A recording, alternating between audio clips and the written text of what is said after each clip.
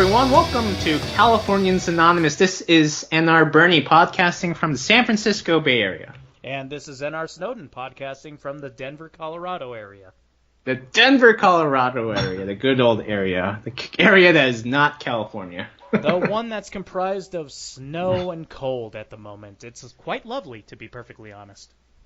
Well, I mean, you're the kind of person that just loves that Welsh. I just have to emphasize your heritage right there. You're Welsh.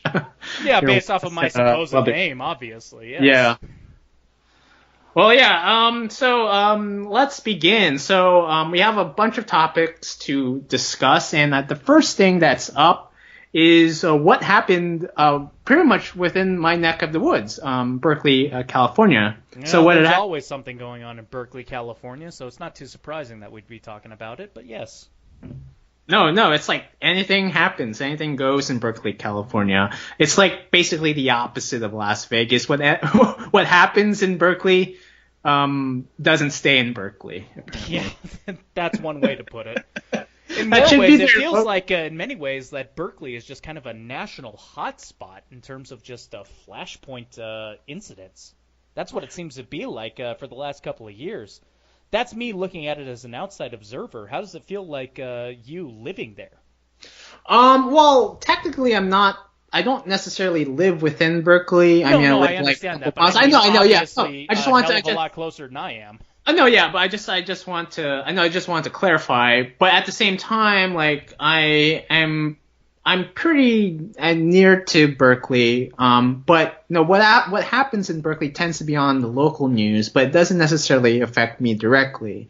The thing about what people don't really know about the Bay Area is that the Bay Area is like a huge, it's basically its own state within a state. It has like 7 million people. I mean, there are more people here than the whole state of Colorado. Oh, so, yeah. So it's very diverse, and of course, we do have our loonies, and we always hear about the tree huggers of Berkeley.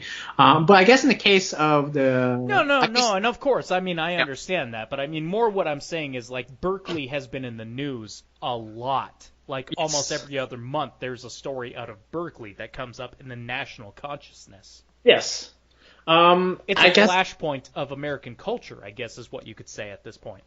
I mean, I think there's definitely enough reason people in the Bay Area to state that what Berkeley does is very strange. It's always been this strange place. I mean,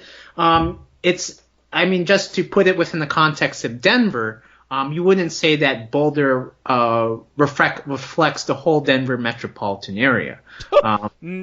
No, Boulder doesn't reflect anything in terms of Denver. Exactly. Same thing with Berkeley, but at the same time, like I think the attitudes in Berkeley tend to stay within Berkeley, to some degree. It's usually their attitudes are very like young people and very liberal, lefty. But yeah, I guess. I understand that, but I mean more what I'm trying to say is like it's just.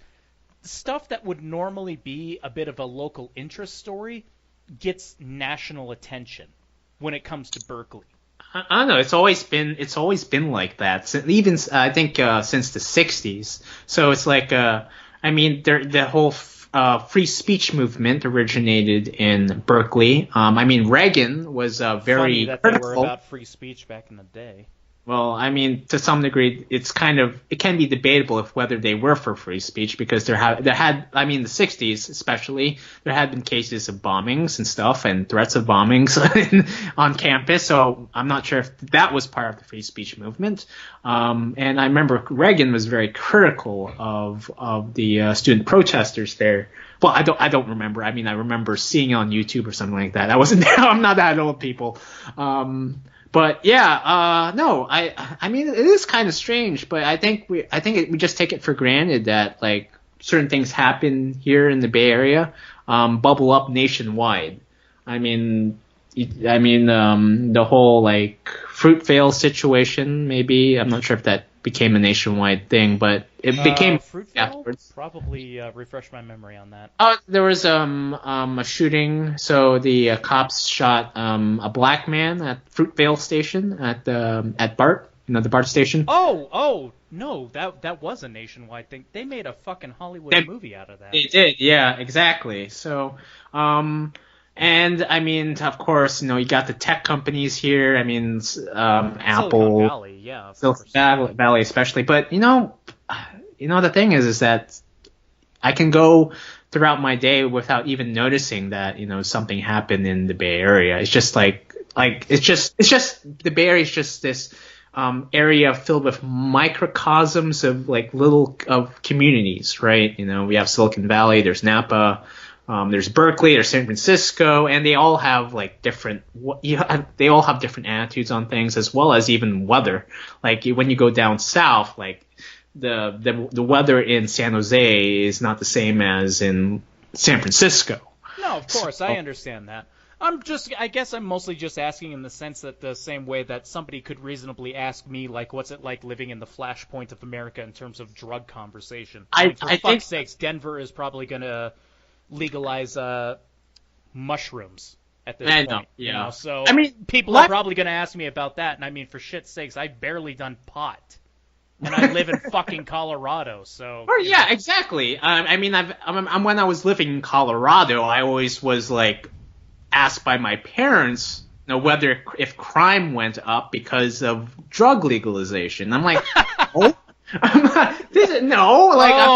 as somebody living here, that's a funny question to hear. Well, that's just weird to me. No, that did not happen. I've never felt so safe in a U.S. city than I did when I was living in Denver, Colorado. I could just walk around and not feel like I'm going to get jumped or anything.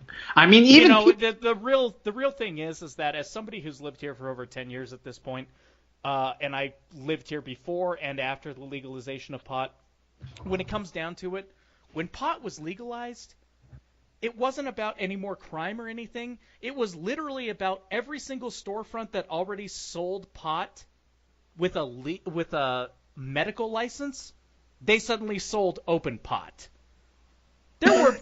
Frankly, I didn't even see more than a handful of new stores even open up. It was all the same fucking places that sold it before that were still there. They just suddenly dropped the medical license decree in their window. Exactly. Exactly. Nothing changed, basically. What changed was basically there was a longer line. Yeah, for the first couple of months. For the first couple of months, exactly. So, those businesses and establishments had been there for quite a while before the law had come into effect. So it's like nothing changed at all, right? No, not in the slightest. Yeah. I mean, hell, there's fewer pot stores around me nowadays, now that they're actually competing on the open market. It's like fast food places suddenly shut down because you got a dearth of Burger Kings and McDonald's, and suddenly one of them can't really compete anymore. It's pretty much the same thing with the pot stores. There's fewer of them around me nowadays. Well, yeah. I assumed that there was just such an oversaturation of pot businesses the first couple of years that more than likely, the stronger, more competitive businesses had bubbled up. It's the ones that people basically want to go to. It's the ones that have really good customer service and whatnot. Exactly. I would assume. Exactly. I'm guessing. That's part of capitalism. I've honestly never really been to any of them, but I would figure that it's operating off of the same business mentality that every other business operates under. Right. Oh, and before we move on, I'd like to state to our listeners. Move on. I mean, we haven't actually gone into the topic. Exactly.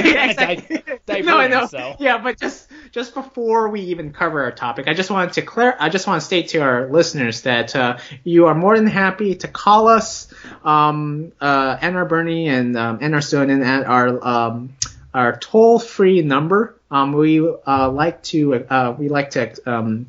be asked questions, and I hope that we have enough questions for this podcast on which we could just discuss. And so please call us at 1-800-123-456-789 10, 11, 12. If you would like to ask us a question in regards to anything that you would are curious about. So again, 1-800 10-9-876-54321. Please call us there. I'm pretty sure that we will not be devoid of callers. Exactly. I have a feeling. Exactly. So what we were talking about? So we were talking about Berkeley, and so just recently, there had been an incident on campus in which a conservative student, so he was manning the tables for this conservative organization, just one thing to clarify. His name is Hayden Williams. He was not a student. He was 26 years old. He was just part of a conservative activism group. Okay, he wasn't a student. So he shouldn't have been there. But you should have been there. I mean, anybody can be there on a campus. The thing is that what happened was that he was attacked, just out of the blue by some bystander who was just angry that he was a conservative. There was a whole I guess Instagram vid. Is it on Instagram or on YouTube? The guy himself recorded a bit of a video, and then the latter half of it was somebody else in the crowd who I don't think has ever been identified. But you can find the videos up online. They put them together.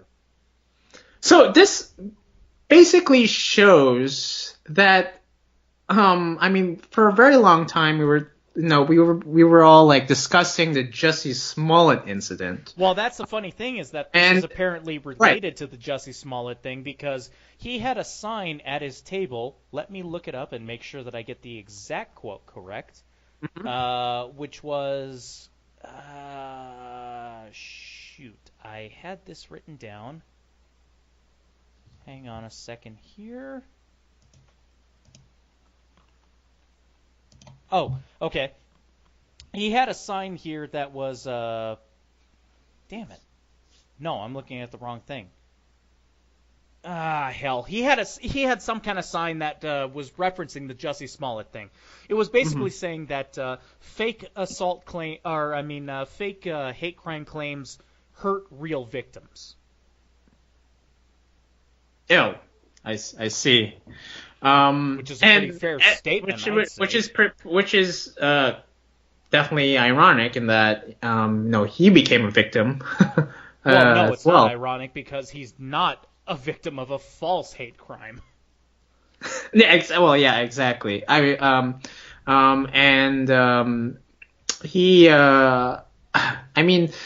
It shows that right now the rhetoric of this country has gotten so heated that there's basically let's just be honest here. The only hate crime that the only legitimate hate crime that we have been seeing for the past 2 years, if you put Charlottesville aside, that whole incident has been targeting MAGA wearing Trump supporters or just conservatives in general.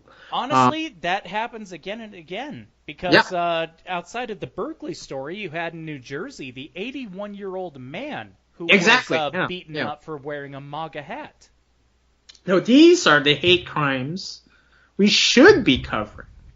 So the one thing that pisses me off about this incident is that it took a long time. Not necessarily a long time, but it took a while for the Washington Post to cover this story. This happened on a Wednesday. And I think it was just recently that the Washington Post reported that this young man was attacked at Berkeley just for being a conservative. It's so hypocritical in that that the Washington Post delayed publishing the story when they instantly hitched their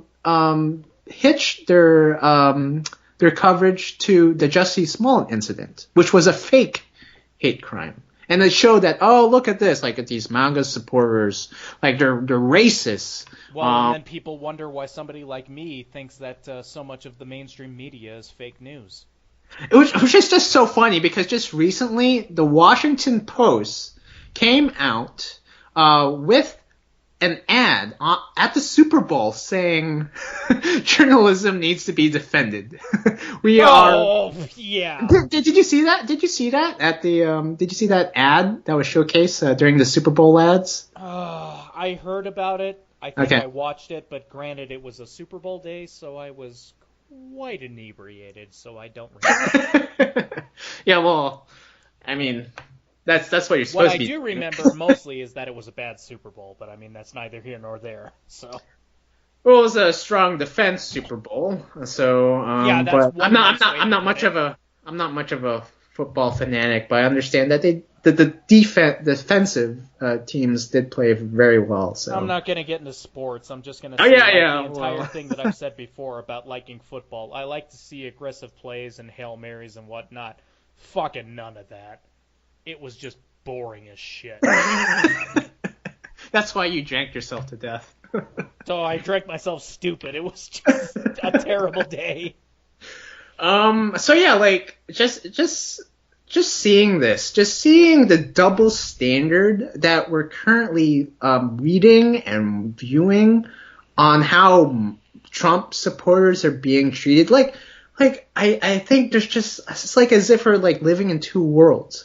Like, the thing is that people just attach this sense of, like racism, like, to, like, Trump supporters for some reason. Like, others, well, I've seen Trump. That is the case. Exactly. That, I've seen anybody Trump. Who is possibly a supporter of Trump must immediately be an honorary, not even an honorary, a dedicated member of either the KKK or a neo-Nazi.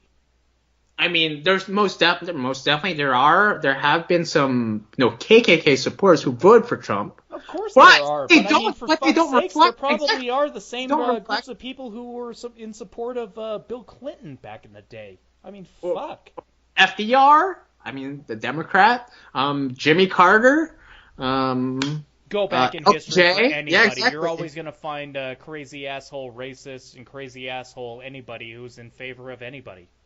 So there's just this double standard that we're seeing, and I mean, sure, like maybe, maybe a lot of these. I think the main reason why like people attack these Trump supporters is because they never seen a Trump supporter.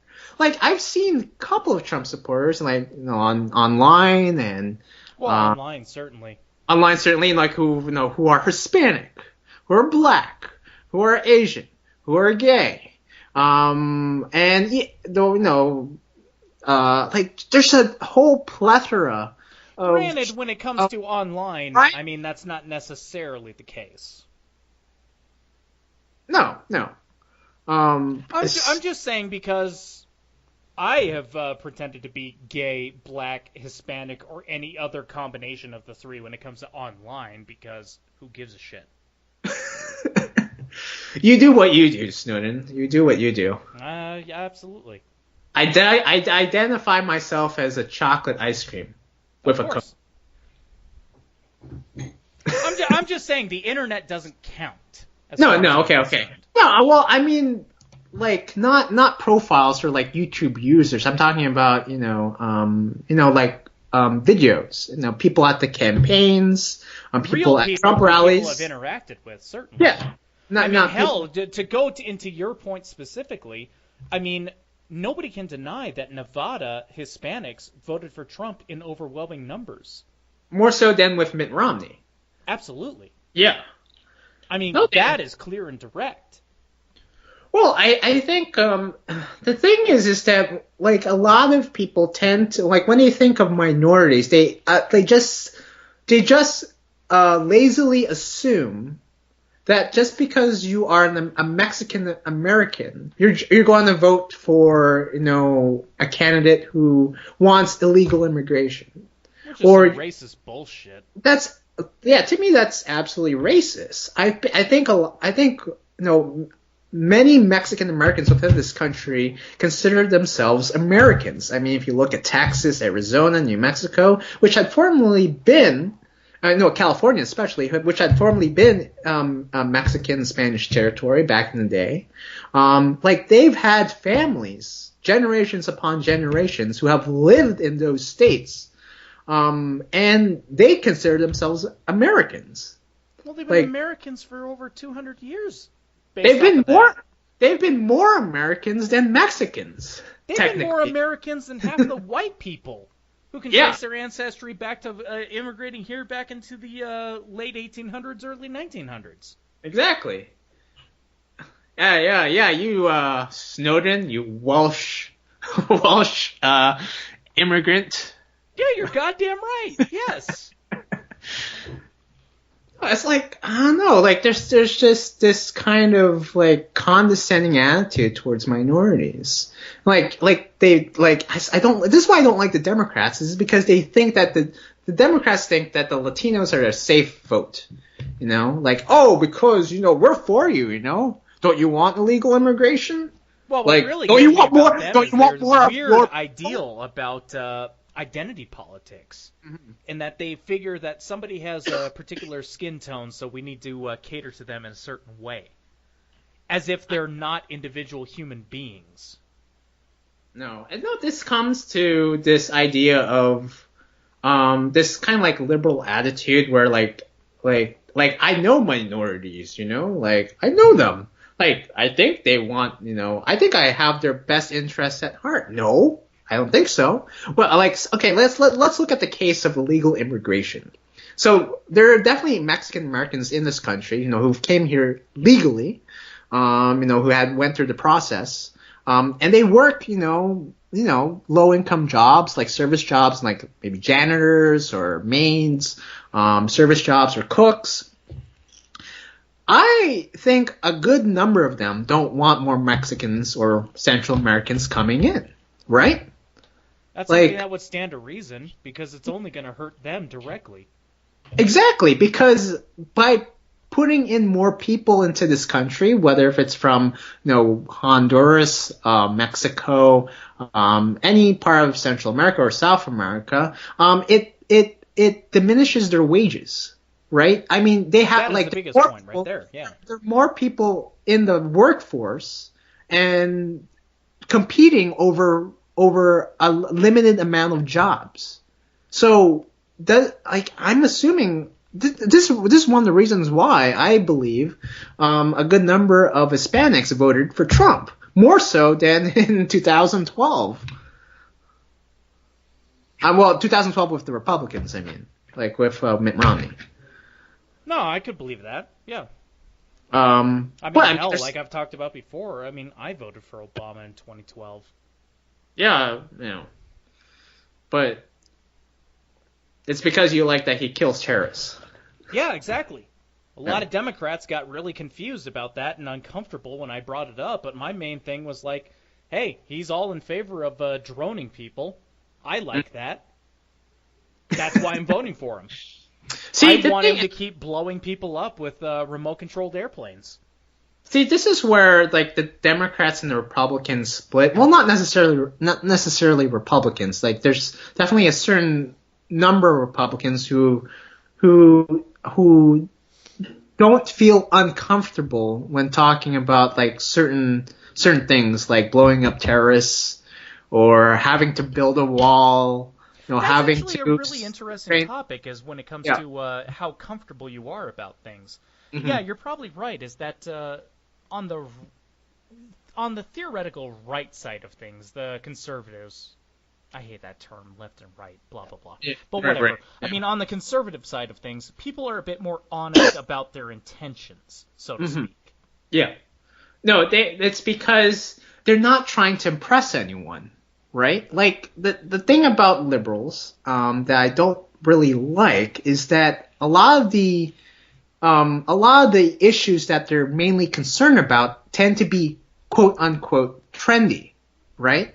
This whole transgender issue, there's a whole social media aspect to it. You know, sure, no, I'm for compassion. You know, I am, you know, a gay man, and I don't like living in a homophobic country. But at the same time, there's this kind of superficial attitude that just comes from certain liberals where like why are you not for the environment? Why do you want fracking? Or you are against gay people. You want gay people being killed because you are against same-sex marriage.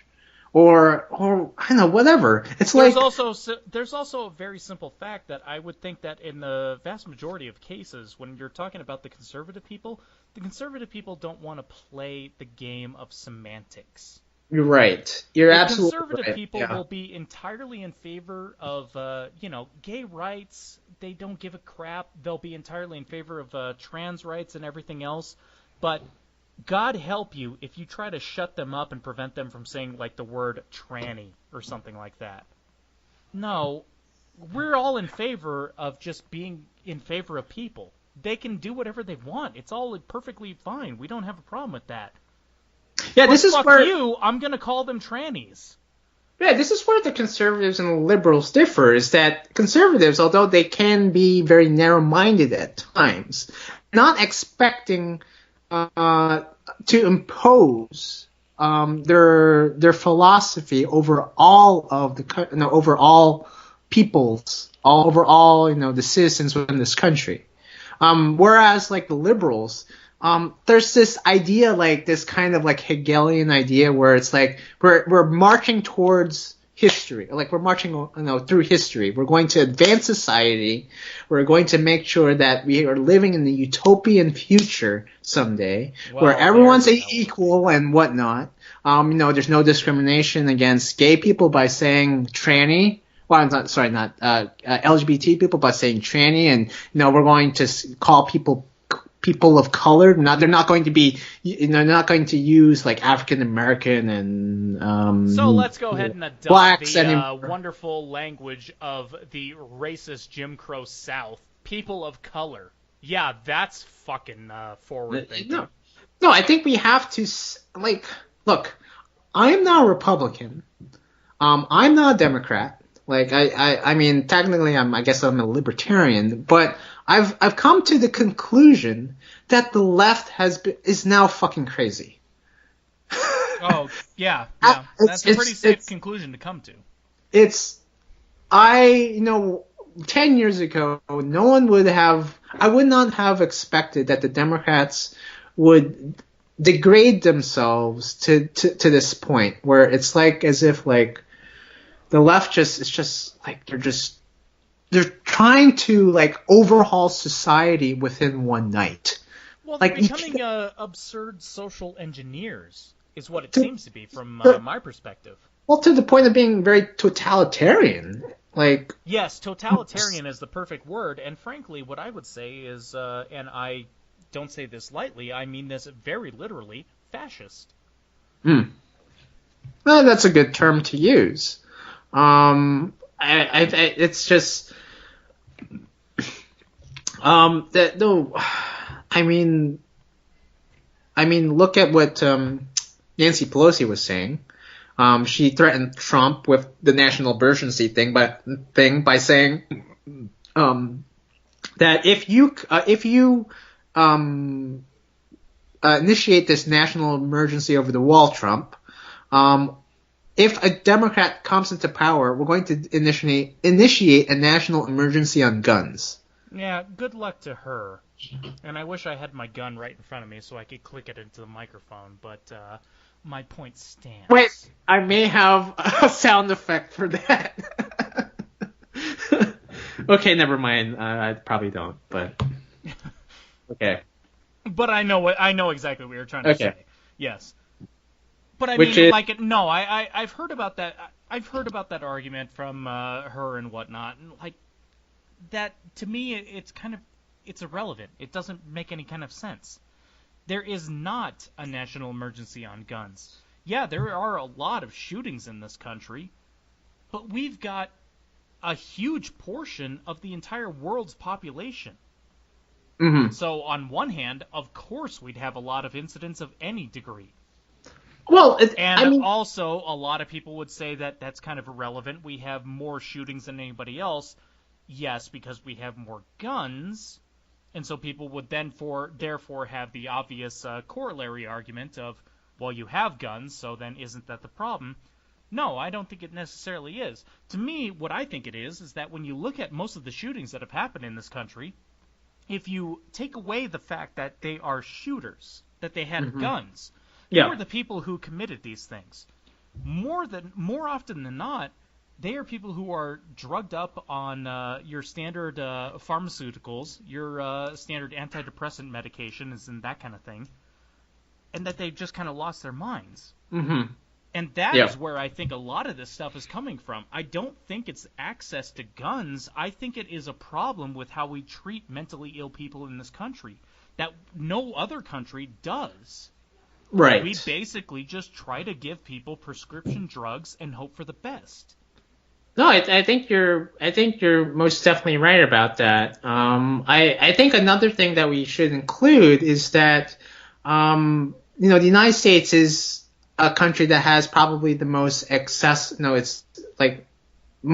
the most firearm accessible country in the world, I believe, because we definitely have an emphasis on the freedom to bear arms, right? And per capita. The interesting thing is that I will say this. I want to point this out. In terms of my argument here, the United States doesn't even have the most guns per capita ownership in the world. That would go to, is it Sweden or Switzerland? I think it's Switzerland. It's one of those two. It was whichever one was neutral in World War I. Switzerland. Okay, Switzerland then, yes. Switzerland has the most gunnership per capita on the entire planet. They do not have the mass shootings that we have. But anybody in that entire country is far more easier for them to access guns than even here in the United States. Do you want to drink some water? Sorry, hiccups. Okay. They just come on you. Breathing, and I think I'm good. The United States by far has the highest gun ownership, I think, per capita. But Really, Switzerland.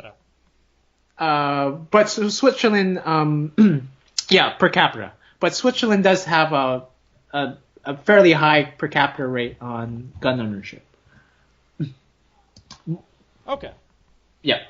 But yeah. All right. Well, I was wrong about that. Well, but the thing is that let's look at the facts here. Gun ownership is higher than it has ever been in history in the United States, but the crime rate for this country, the homicide rate, has gone down considerably.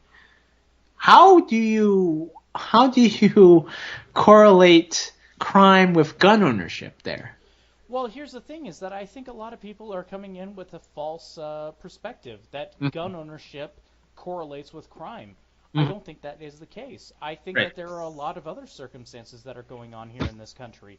For one thing, I think it's been already proven. I can't think of the studies that I had seen this before, but somebody else could take this and look it up themselves. I'm pretty sure that what we were seeing with the incredibly high crime rates in the 1970s and 80s was because of lead being introduced into gasoline in this country. Right. And lead poisoning is obviously something that fucks with your brain. We removed lead from gasoline. Suddenly we didn't have lead within the fumes of all the cars that we have, and people stopped going so fucking insane. Right. I think it probably comes from a lot of those things. And in terms of the modern media, I think there is definitely something to be said about the way that the media reports on these crimes. Nobody remembers any name of any single person who died in the Columbine massacre. But every single fucking person out there, myself included, remembers Dylan Harris and, Dylan Klebold. You know, you remember the names of the killers, you don't remember the names of the victims. And I think that is also a major part of this, is that we glorify the killers and we put them up so highly. And I'm not going to pretend like I'm somebody who's not involved in this. I mean, obviously, we talked about this last week with the whole quiz and whatnot. I am a very big fan of true crime. I like studying serial killers and whatnot. I enjoy the killers themselves. I focus on them way more than the The victims. Well, that because is kind of the thing. Is I don't think that I'm necessarily unusual in terms of the American zeitgeist. I think that America has a very bigger attraction to what would be the term? Not perpetrator, but I guess theoretically, not even necessarily the protagonist, but the person who is central to the story, the one who is committing the story. The instigator. Instigator is a good word. Yes. Yeah. Yes, I don't think you're wrong in saying that. Americans focus more on the murderers, because the thing is that all these victims, they're just bystanders or just innocent people, completely innocent. They were just living out their lives. But in the case of the murderers, those are complete outliers. They think differently. Their psychology is much more different than those of the victims. They're the weird ones that we want to study and understand, and the unfortunate consequence of that is that they are also, therefore, the ones that we remember. And that's, Nobody can name you a single victim who died in the Texas A&M shootings in the 60s, but everybody who hears the name will instantly recognize Charles Whitman. Right. I mean, the same thing with Jack the Ripper. Like, no one knows a name of a victim of Jack the Ripper. Victims who hasn't studied it, but they all know Jack the Ripper.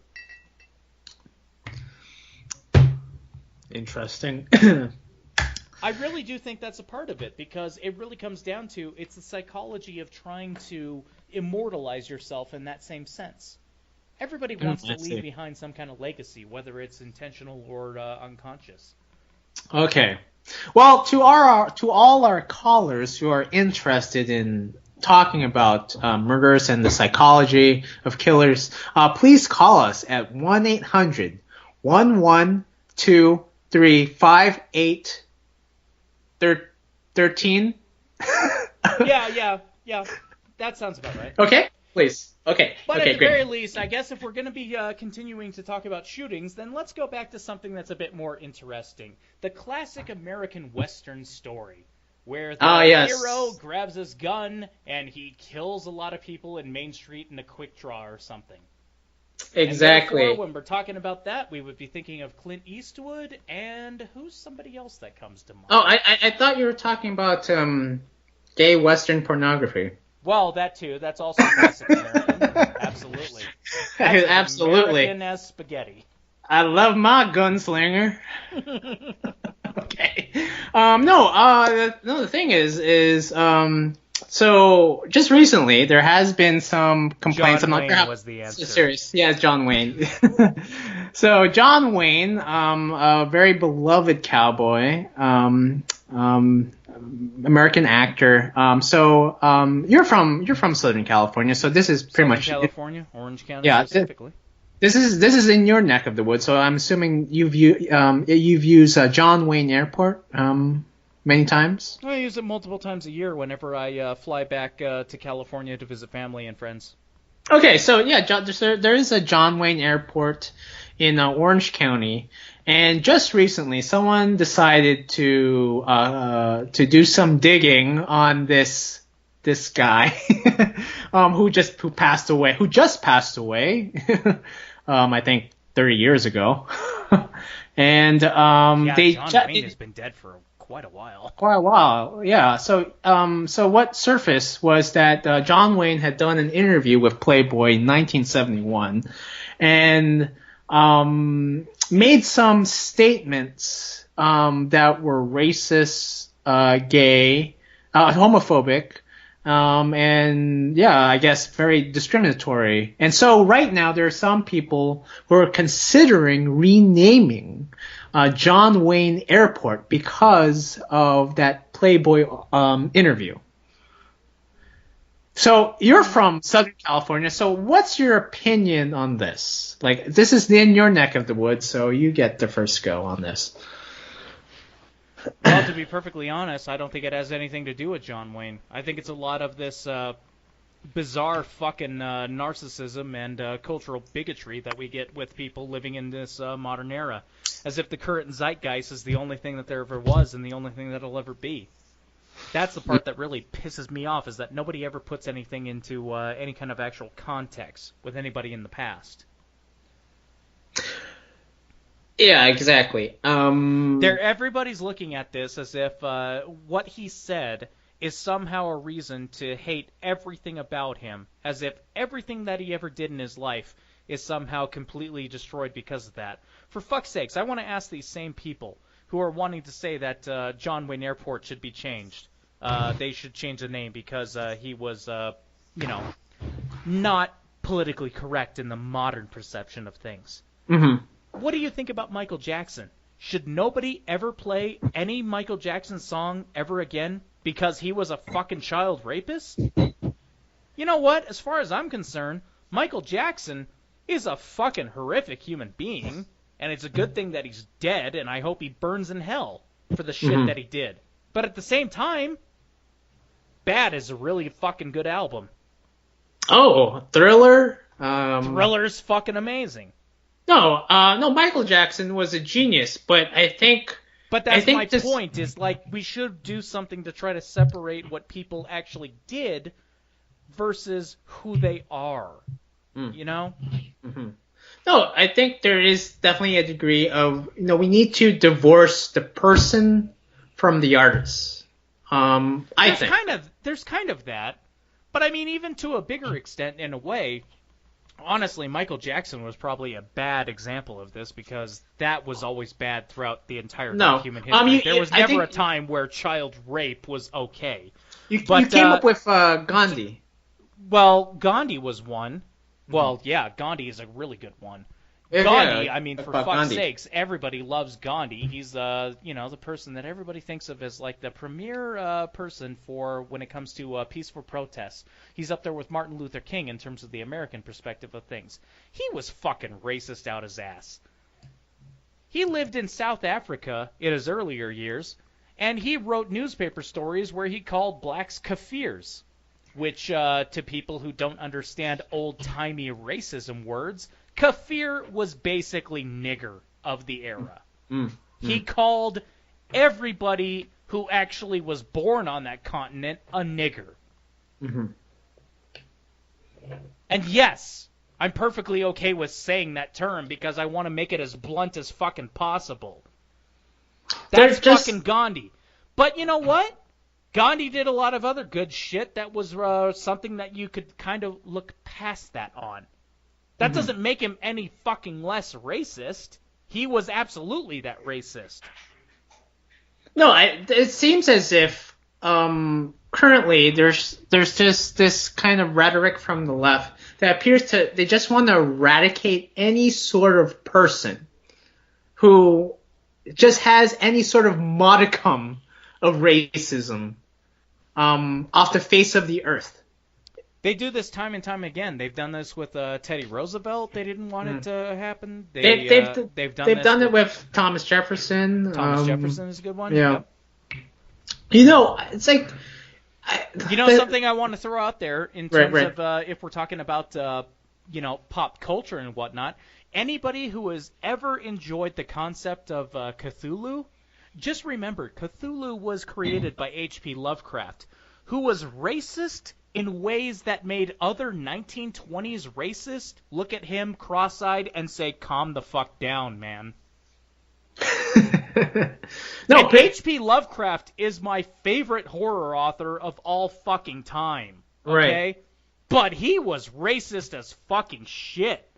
Pretty much. He published a fucking poem that was literally titled On the Origin of Niggers. Oh, God. That didn't make it into most of the collected works of H.P. Lovecraft, let me tell you. Well, pretty much, well, I mean, it definitely can be argued that the whole mythos by H.P. Lovecraft is really his attitude towards immigration and I guess the inferior races that he thought. Well, to an extent, but honestly, in many ways, if you can look at H.P. Lovecraft, which is actually easy because he's one of the most prolific letter writers in all of history, second only to Voltaire, is my understanding. Okay. So we have a very, very good insight into his personality. Lovecraft was in many ways a little less racist in terms of our modern understanding than he was just psychotically disturbed. I mean, just anything he didn't understand horrified him. Oh. The guy was terrified of dogs. Okay? Little puppies? Oh, yeah, he was fucking terrified of them. Oh, man. What a pussy. Well, it makes for some damn good horror fiction. Oh, yeah, exactly. I think the good art always has a tinge of torment, right? But I guess that's just me being apologetic for H.P. Lovecraft, and that's kind of besides the point. I mean, ultimately, there's no getting around it, is even if I am apologizing for him, there's no getting around it. He was fucking racist. He was racist. Everyone in history has been racist. Okay, don't burn all the history books, people. The main thing is that everybody throughout all of history, it's not even that they were racist, it's that they were human beings. Mm-hmm. That's the part that really pisses me off with this whole modern standard about wanting to judge everybody from the modern zeitgeist. No, everybody in any kind of past situation was a human being. They were flawed, they had issues, they were not good people. Mm-hmm. Because they were humans. They could live in the modern era, and you could still find a lot of shit that was really bad about them. Well, for Christ's sakes, going even back further, one of my second favorite horror writers, Edgar Allan Poe. I love his horror stories. And there's a son of a bitch who married his underage cousin. Oh, he's from Shelbyville, right? Well, in Simpsons terms, okay, yes. yeah. No. Boston more specifically, cousins, and that's why the football team is the Boston Ravens. But okay. Yeah, it seems as if I think the younger generation has this sense that the history books needs to be some sort of fairy tale where we need to align certain characters under either good or evil, and for them, evil is anything you say racist is evil. I mean, any person who has said racist things is evil. That's what they think. Well, that's the thing right there is instantly, obviously, nobody's going to want to listen to this podcast because I'm somebody who can open my mouth and say things in a clinical, newsworthy context. But that basically just means that I said the word nigger, so I must be the Imperial Grand fucking Dragon. Oh, isn't that why I saw you your robe? Of course, that's why I have my white robes. That's why that's why I learned to stitch. Oh, I just got a text message from David Duke. He says that I need Snowden right away. Okay. But I mean, the bigger point is that the unfortunate thing is that most of these people aren't forward thinking. They don't realize that half of the stuff that they do nowadays that they think is the pinnacle of just human rights. People are going to look back on you in 100 years and think that you are pure, unadulterated shit for it. Mm-hmm. You know? No, so the thing is that what all these young people are trying to do is that they're trying to create some sort of cause. I feel like all the civil rights that have championed in the past, we've won. We have won. I would consider myself a liberal in that sense. I do want civil rights. Especially for gay people. And civil rights for human beings in general, yeah. Right, for human beings in general. And it seems as if we've come to the point of civilization where we're living pretty well. We're all equal under the law, I guess, as far as we know.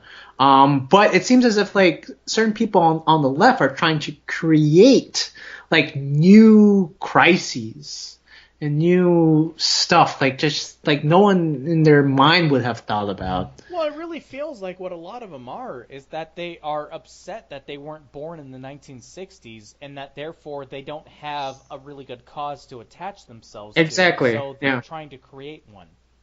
That's what it really feels like. it's almost this kind of no. This is a good term for this. This is a quixotic sense of justice. Yeah, yeah. It's like they're just running into windmills as if they were giants. Like they're looking at certain things that they deem that are racist, but they're not racist. They're not they're racist trying at all. I mean, the worst thing that you could say is that, well, theoretically, somebody might be using terms that are offensive, and maybe that person should be just kind of put on an even keel, and just it should be explained to them that, you know what, these terms that you're using, they're a little bit offensive. Maybe we can move beyond that. No, but that's not what people are doing. They're putting it into this context that, oh my God, everything is terrible, and this person is the devil incarnate, and so therefore we're just going to go whole hog against them. I like the fucking Nazis themselves were still alive. I like to put this in the point of view, I guess, of Europeans. I find that Europeans have a much more mature sense of history. America's very young. We're very petulant. You know, we think history is just like 50 years ago. When in fact, history has been going on for, or even 10 years ago, or even just a year ago for us. I think there's also probably something to say in terms of what you're talking about. When Americans are thinking about World War II, we're thinking about it as that vague overseas in Europe war. Europeans, on the other hand, they live with those scars to this day. No, yeah. No, like they've been through war many, many times, and no, I was going to make the point that when you look at it, so let's look at Italy. Okay, Italy, the bastion for Catholicism, right? There's Vatican City, which is basically separate from Italy, but it is still part of Rome nonetheless. So the Roman Catholic Church.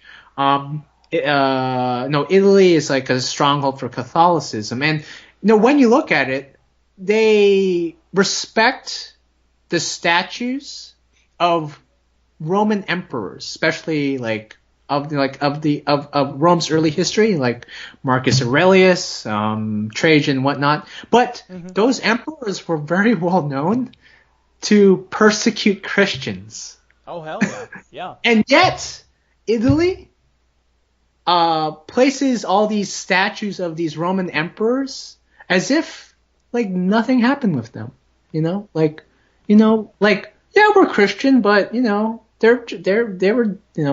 were Roman emperors. They were part of history. I think we need to have that same attitude in America, where we just need to let bygones be bygones with certain things. We understand, this guy was racist, of course, but. Well, it's one of those things where we should never pretend that they weren't something that they exactly weren't.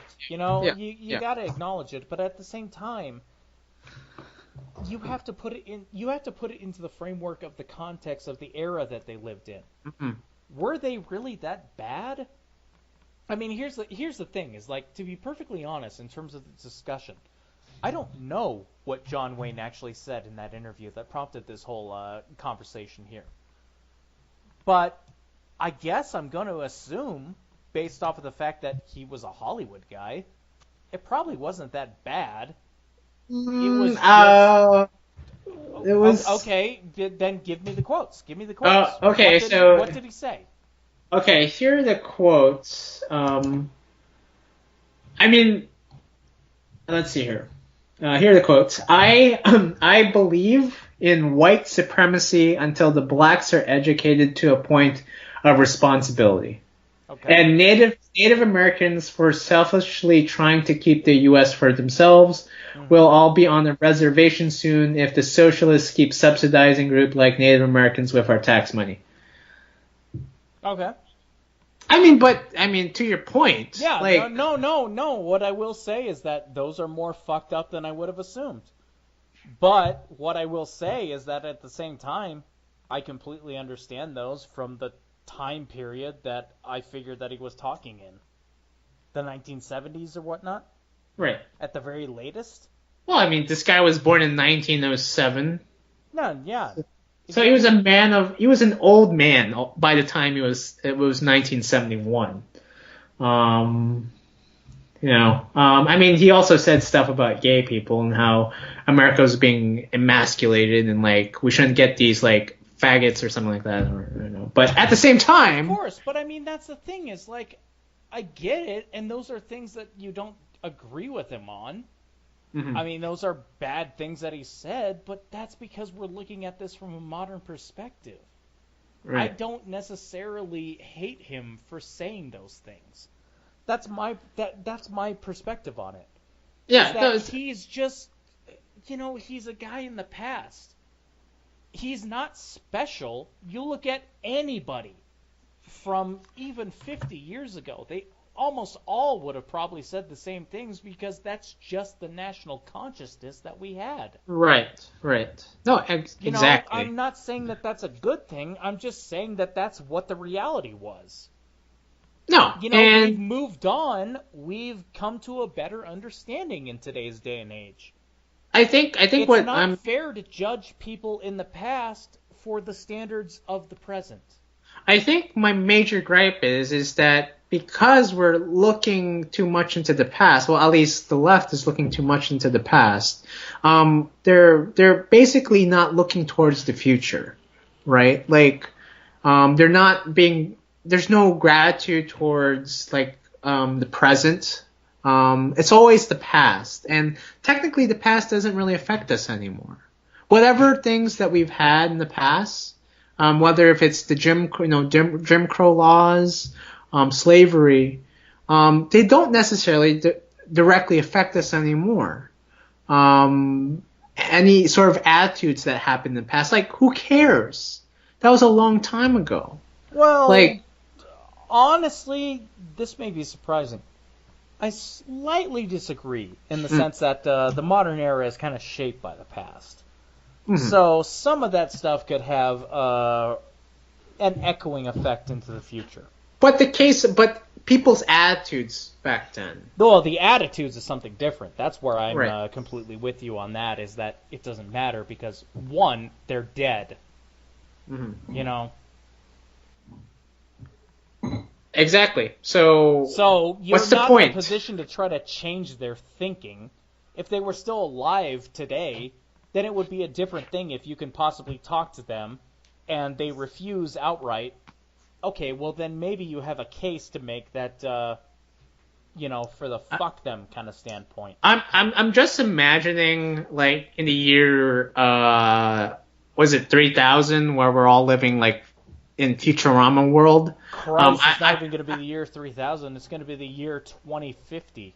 Okay. Is it 2050? Oh, it's going to be way sooner than you're imagining. I know where you're going with this. 2250. Well, no, in the future. No, not even 2250. 2050, 30 years from now.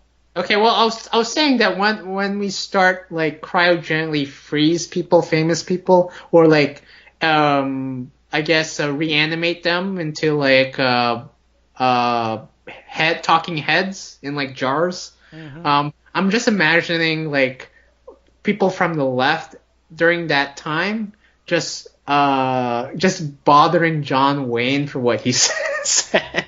Well, no, the interesting thing is that if we froze the heads of, the most extreme leftists of today, they're going to be looked at as extreme far right-wingers who are just absolutely horrible when we defrost them 30 years from now. The advancements of society is moving too fast, man. Yeah. Well, I think we can move on to our, I guess, next thing, and I think we're just going to take a little break here before we move on to, I guess, discussing Hanoi. I think we're going to discuss the Hanoi summit later. A little bit. Maybe a little bit. But there's only a couple of things to say, but it's in the news, so. Well, I guess we want to take our time to thank our listeners, and I think right now we're taking any questions from listeners. And this reminds me, did anybody call in? Oh yes, there have been some callers. I think we have a couple we've decided to choose from. And we have a Jenna from Pasadena, California. Yeah. Better than Pennsylvania. Pennsylvania. No offense, Pennsylvanians. So Jenna from Pasadena. Yeah, you are now on Californians Anonymous. Please ask your question. Hi, this is Jenna from Pasadena, California.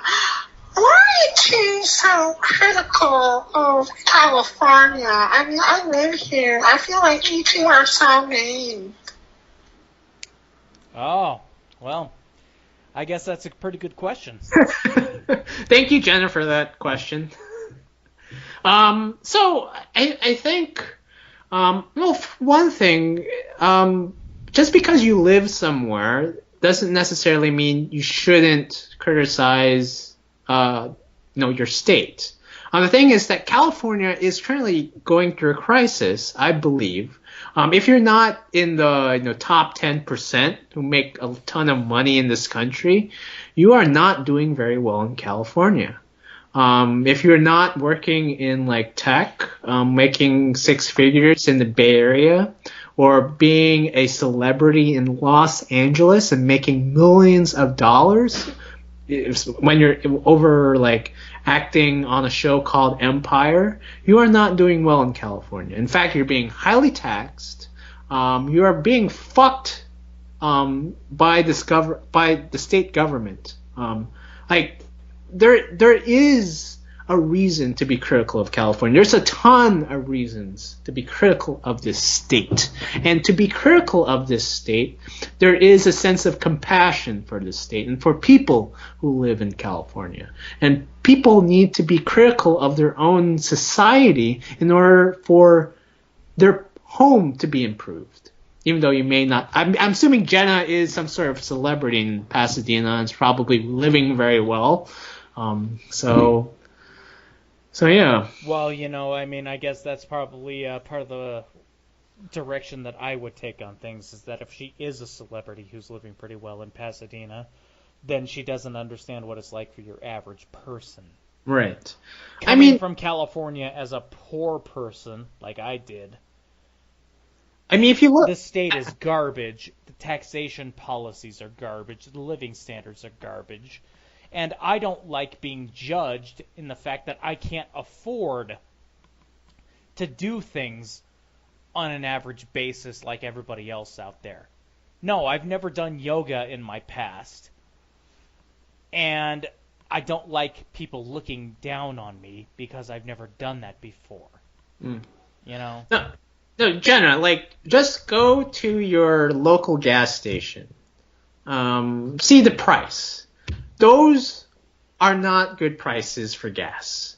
Well, let me go ahead and put this out here. As somebody living in Colorado, gas has gone up quite a bit, and gas is really expensive right now. And when I say that, in terms of the Colorado perspective, I'm saying that gas is $2.09.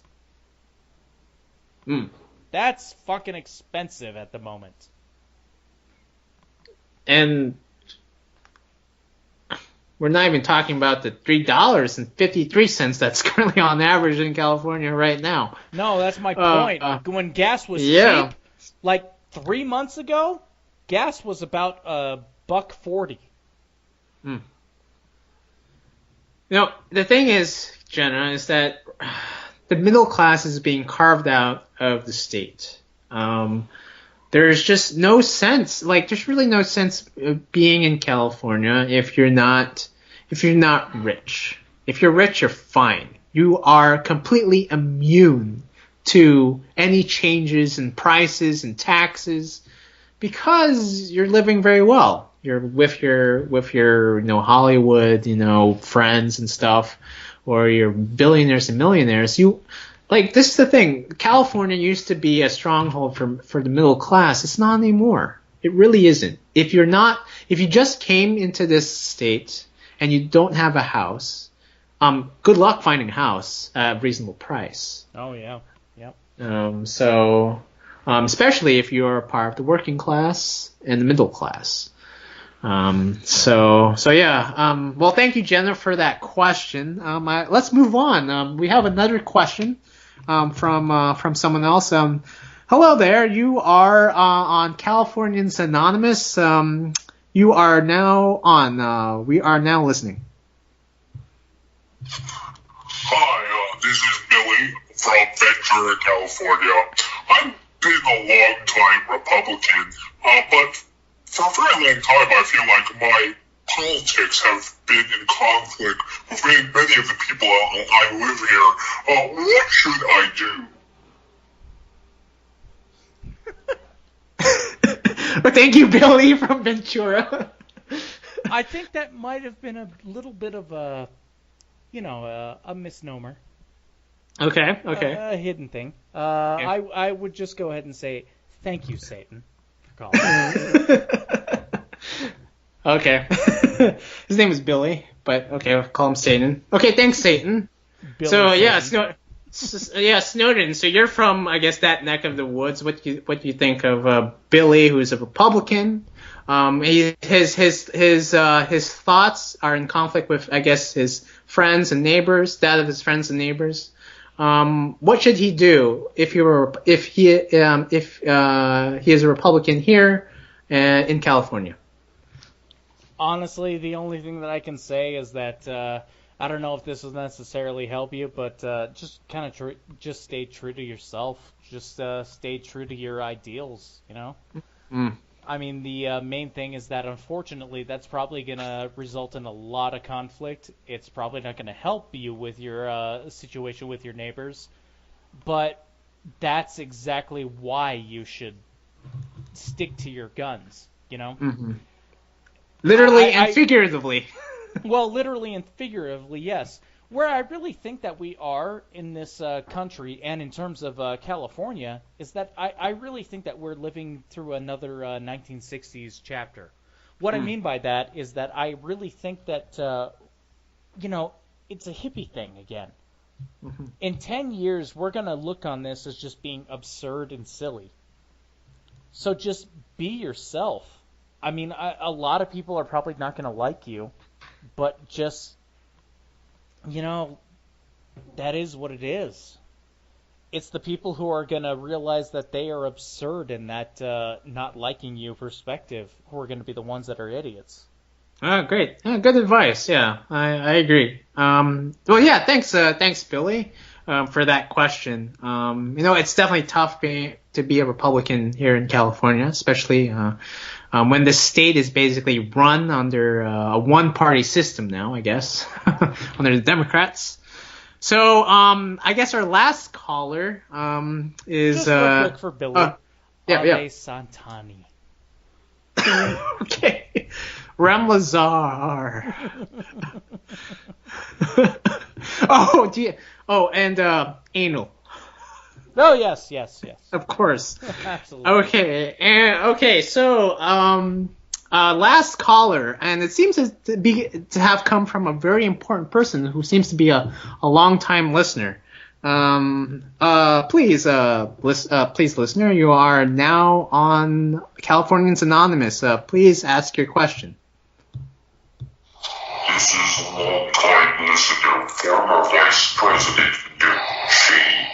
California has been very rebellious since 2016, trying to undermine the Trump administration.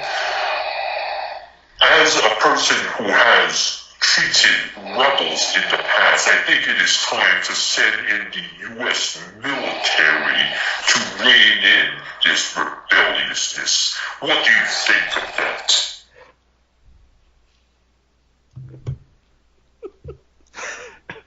So what do you think of thank you, Mr. Cheney. We're glad that you are a listener to Californians Anonymous. In fact, we were kind of surprised since you're from Wyoming. Oh, so, it's pretty fantastic, yeah. That's great. What do we think of the U.S. military invading California? Well, I mean, to some degree, I'm okay having the U.S. military be sentinels on our southern border. It seems as if I'm okay with that. I'm not sure how to take this question because this is This is very sensitive. Do we want an invasion of California? Well, I guess that's where I'm a little bit confused, is that you were talking about the U.S. military being on the southern border. I mean, theoretically, yeah, I'm in favor of that, but I understood the question as being the U.S. military invading the entire state as invading the citizens, you know? And when it comes to invading the citizens, I would say that I'm not in favor of that. I guess I'm just generally a liberal in the sense of First Amendment free speech stuff, you know? Right. Well, no, I mean, I think it's a little too much to invade the state. For one thing, we don't want to start a civil war. We've already had one 150 years ago. Well, theoretically, we could possibly use another one. Oh, I'm not sure if I could Thomas tolerate Jefferson, such Tree bloodshed. Of Liberty needs to be watered with the blood of patriots and all that. Well, can we just take the NFL Patriots and put them in a slaughterhouse? Wouldn't, you know? Oh, no, yeah, fair enough. I think... I mean, even more to my point is, like, what I was saying there is I don't think that Californians are necessarily the ones who should be doing the watering, you know? Okay. That was kind of my point. Yeah, exactly. Well, thank you. Even though you don't live here in California, you do at least defend some rights of Californians. Everybody's got to have a good pacemaker. Dick Cheney, thank you for that question. I hope you have a heart. Okay. Yeah. So that was our last question, and it's good to hear some people who enjoy the show calling in. Yeah. Thank you again, and I just wanted to make this clear. If you do have any questions for us for both NR Bernie and NR Snowden, please call us at 1-800-246-10, 12, 14, 16. Again, I want to repeat that, 1-800-369-12, 15, 18. I can't help but feel that might have changed every single time that you brought up the number. Oh, really? I'm not accusing you. I'm just throwing that out there. Okay, sometimes I say one instead of two, or I say uno. It's that lisp that I have. So. Oh, fair enough. Yeah, I understand that. Okay. Okay, yeah, but before we end the show, I think we should definitely cover the Hanoi summit between Donald Trump and North Korean leader Kim Jong-un, in which they were trying to discuss the nuclear talks. Trump was trying to rein in any sort of nuclear proliferation that was happening in North Korea. Yeah. So it seems as if that nothing happened. So I guess they didn't come to any sort of agreement over the nuclear talks. And so Donald Trump decided to leave, basically. Yeah, he walked away. No decisions, no agreements on it.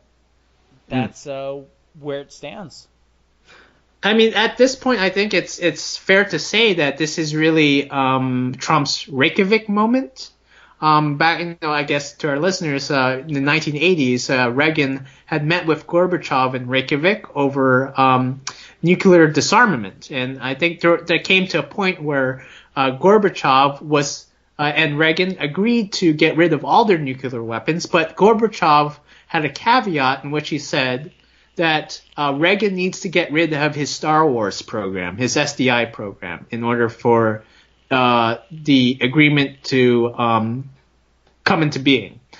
And Reagan refused and just walked off. And Trump did the same thing. I'm not sure what Kim Jong-un said. Have there been any sort of transcripts that happened between that surfaced between the two leaders? Not that I've read so far. Unfortunately, I think it's a little bit closed at this moment. We'll probably get some more in the next week. We'll kind of have to see.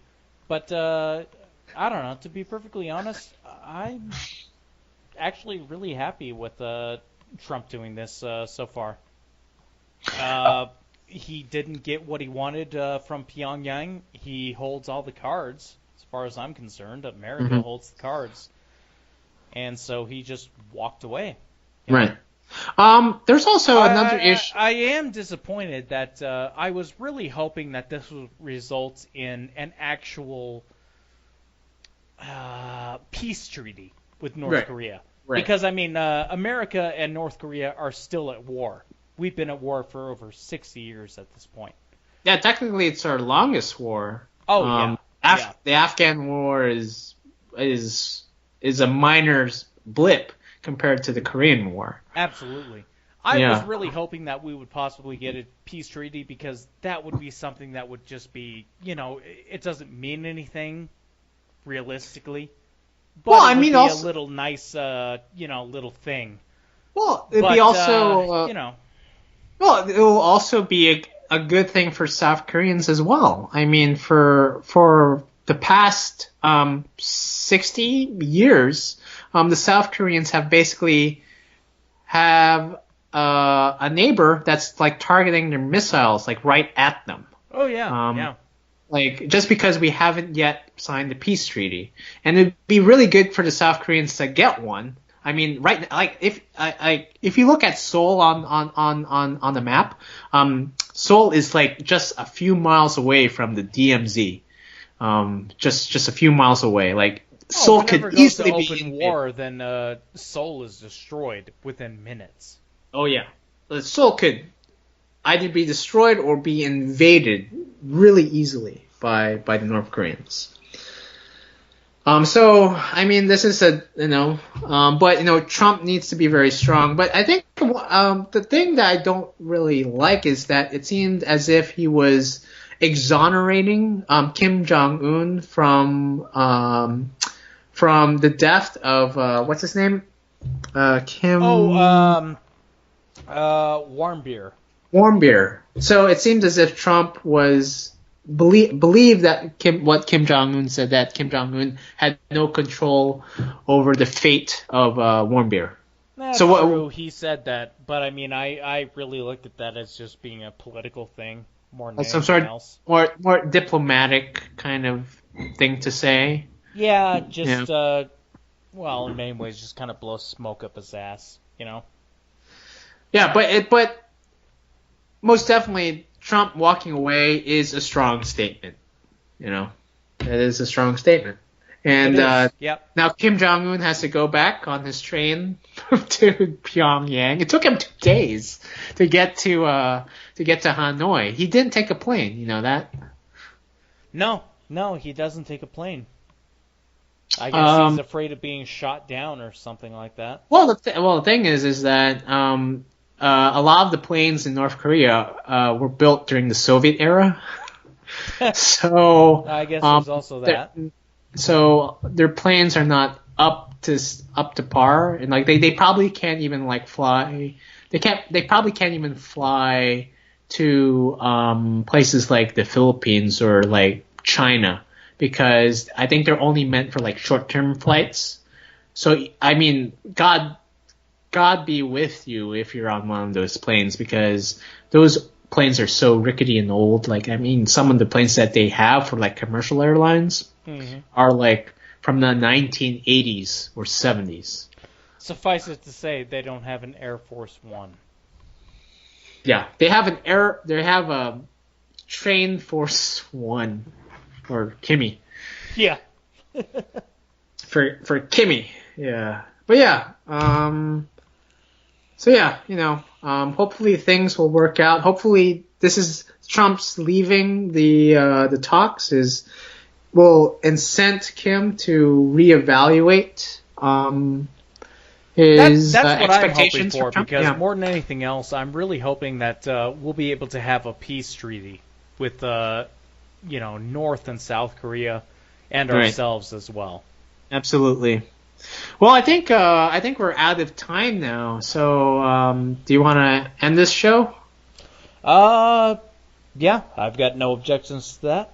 Yeah. So, this has been NR Bernie, and this has been NR Snowden. You've been listening to Californians Anonymous. You'll hear from us next week. Take care.